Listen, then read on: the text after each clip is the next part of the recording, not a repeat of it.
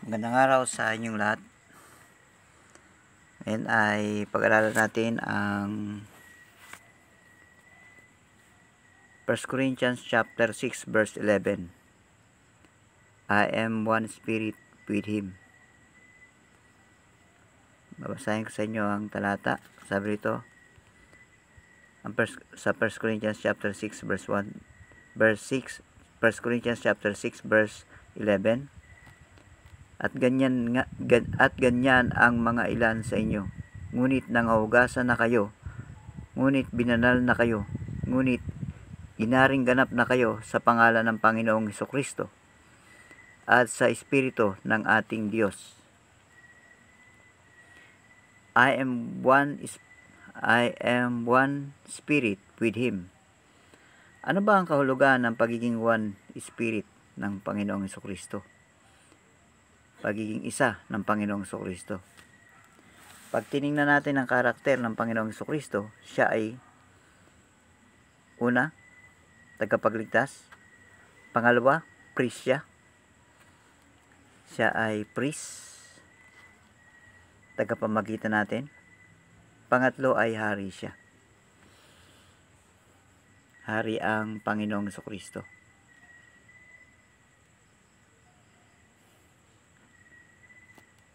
Kaya makikita natin na ang pagiging bahagi o I'm one spirit with Him ay bahagi ka rin ng pagiging isang tao na kabahagi ng kaharian ng Panginoong Hesus.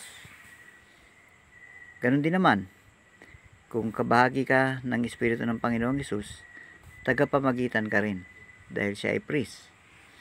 Pag sinabing prophet, dahil prophet siya, hinihula yung kanyang pagliligtas. Siya mismo nagsabi na siyang magliligtas. Nagiging bahagi rin tayo nun. Meron kasing dalawang uri ng prophecy. Isang prophecy na ipinahayag mo, yung prophecy dahil direktas na sinabi sa iyo ng Panginoon. Isa namang prophecy ay naiprophecy na yun. Nasabi na yun. Ipinahayag na yun noon. Pero, ipinapahayag muli dahil nabasa mo siya.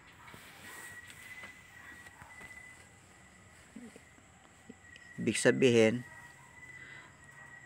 yung pinapahayag mo, kasi ang prophecy ay ito yung hula na mangyayari on the future.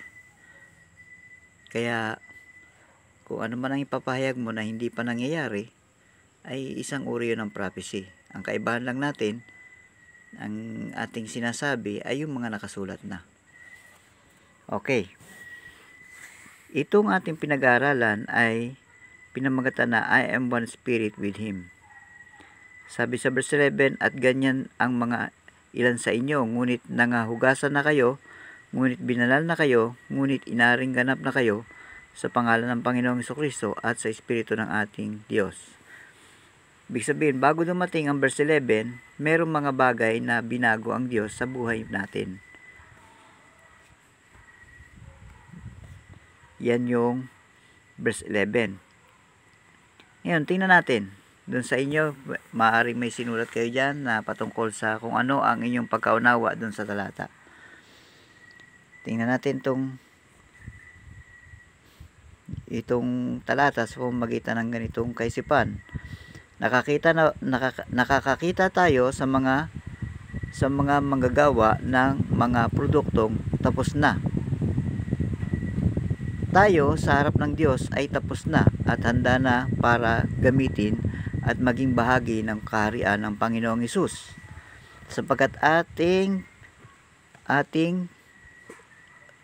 sa ating pamumuhay, naranasan natin ang kaharian ng Panginoong Hesus.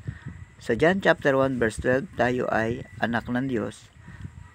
Sa kaharian ng Panginoong Hesus, tayo ay magkakapatid dahil may Diyos tayo na isang pinagmulan. Kaya makikita natin dito ang 1 Corinthians chapter 6 verse 11. Tayo ay, sabi dito, nahugasan na. binanal na at inaring ganap na kayo sa pangalan ng Panginoong Jesucristo at sa Espiritu ng ating Diyos. Bakit tayo nilinis ng Panginoon at binanal ng Panginoong Jesucristo? Kasi nais niya na tayo ay maging kaisa ng Panginoong Jesucristo. Saan tayo maging kaisa?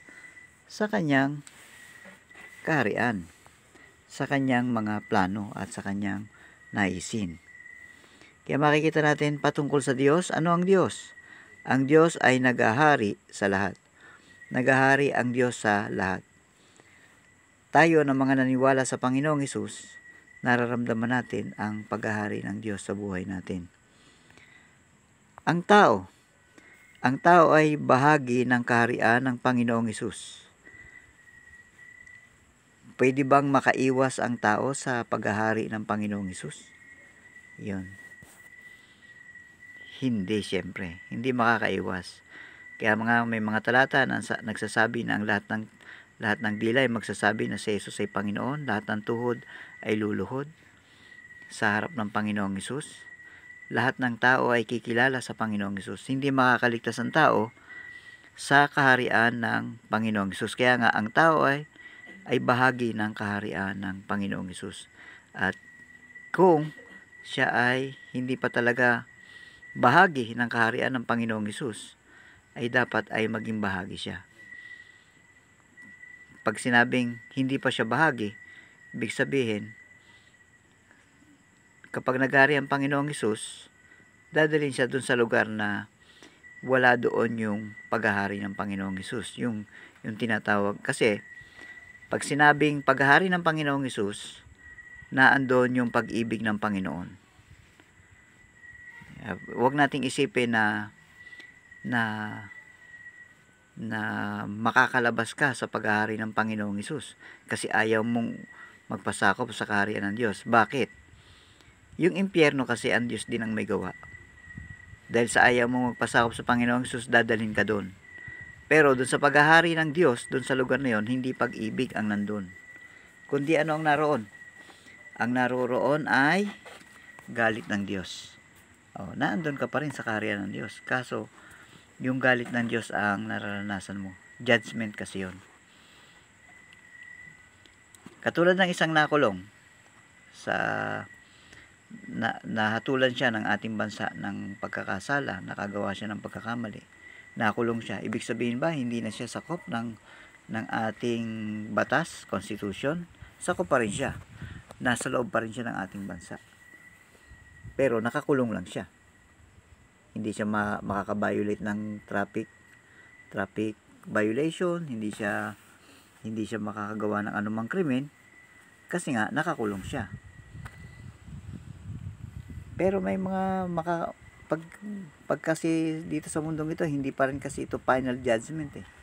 Kaya minsan talaga may mga nakakulong na nakagawa pa rin ng krimen. Pero nandun pa rin siya under pa rin siya ng jurisdiction ng ating batas. Pero sa Panginoon, kapag iniwalay na yung mga tao na ayaw ng kanyang kaharian, ay hindi na sila makakagawa ng anumang krimen. Kasi talagang separated sila. Yun ang ibig sabihin, ang isang ibig sabihin ng kaparusahan ng Panginoon ay separation. Okay, kaya makita natin ang tao ay bahagi ng kaharian ng Panginoong Hesus. Maniwala man siya sa hindi sa Panginoong Hesus, bahagi siya.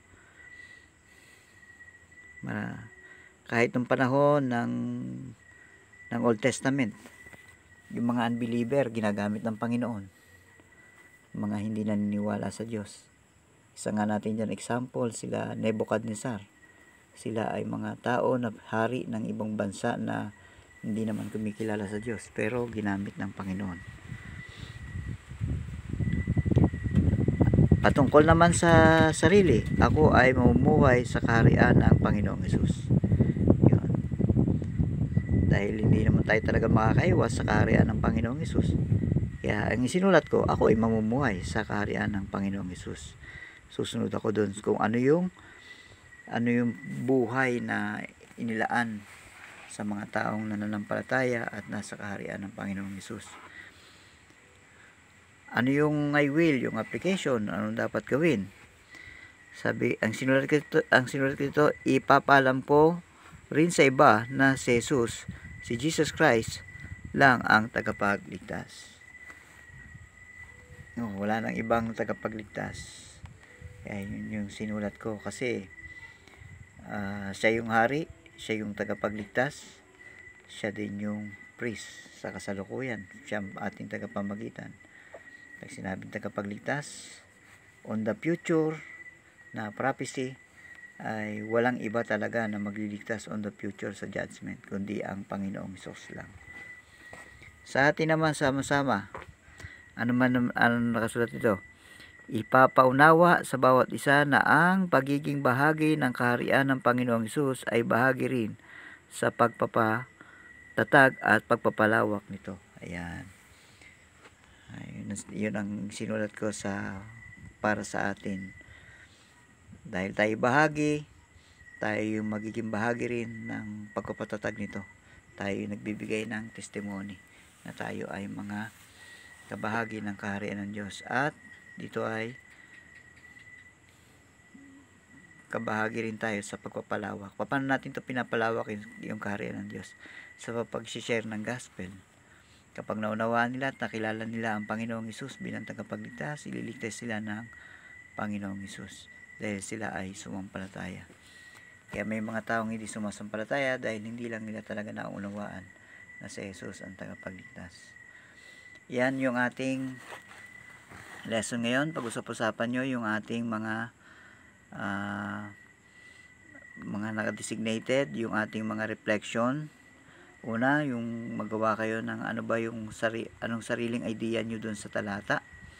Pangalawa, ano ang reflection nyo patungkol sa Diyos, reflection nyo patungkol sa tao, at reflection nyo patungkol sa inyong sarili. At ano ba yung dapat mong gawin, dapat kong gawin ayon doon sa talata, at yung dapat natin gawin ayon doon sa talata. Hanggang sa ngayon, yan lang muna.